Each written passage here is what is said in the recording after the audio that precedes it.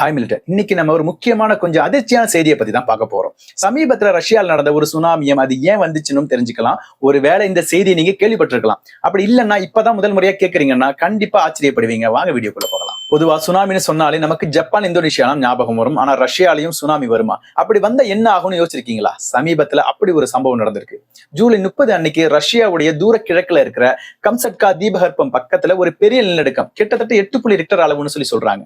8.8 ரிக்டர்னா சாதாரண நிலநடுக்கம் கிடையாது. இப்படி ஒரு பெரிய நிலநடுக்கம் வந்தா என்ன ஆகும்?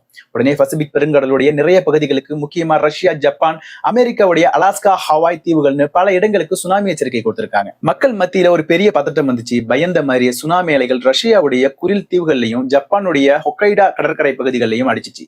ரஷ்யாவுடைய செவேரோ குயில்ங்கிற துறைமுக நகரத்துல சில பகுதிகளில் சுனாமி தண்ணி உள்ள புகுந்துச்சு. அங்க அலைகள் கிட்டத்தட்ட 5 மீட்டர் உயரம் வரைக்கும் வந்துச்சான். அங்க எடுத்த வீடியோக்கள் எல்லாம் துறைமுகம் எப்படி தண்ணிக்குள்ள மூழ்கி டேமேஜ் ஆயிருக்குன்னு சொல்லி காட்டுது. 3வது ஆள் தான் அதிக சேதத்தை ஏற்படுத்துன்னு சொல்லி அங்க மேயர் சொல்றாரு. நல்ல வேலையா பெரிய அளவு யாரும் இறந்ததா உடனடி தகவல் வரல. ஆனா கடற்கரைக்கு பகுதியில் இருந்த மக்கள் எல்லாம் உயரமான இடங்களுக்கு போக சொல்லிட்டாங்க. நிலநடுக்கம் வந்தப்பயே மக்கள் வீட்டை விட்டு ஓடி வெளியே வந்துட்டாங்க. வீட்டுல இருந்த கண்ணாடி பொருட்கள் எல்லாமே விழுந்து உடஞ்சிருக்குது. இது மட்டும் இல்லாம கரண்ட் கட் ஆயிடுச்சு, சிக்னல் கூட போயிடுச்சான். சரி, ரஷ்யாவுக்கு சுனாமி வரது புதுசான்னு கேட்டா இல்லவே இல்லை.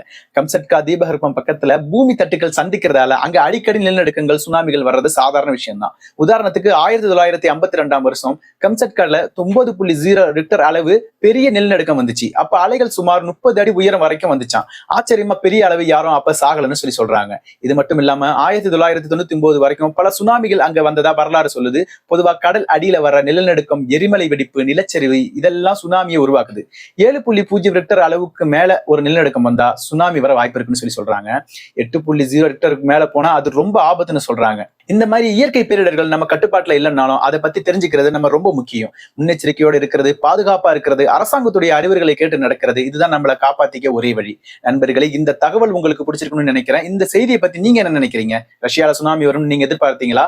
உங்களுடைய கருத்தை கீழே கமெண்ட்ல சொல்லுங்க. இந்த வீடியோ பிடிச்சா லைக் பண்ணி ஷேர் பண்ணுங்க. நெக்ஸ்ட் வீடியோல பார்க்கலாம்.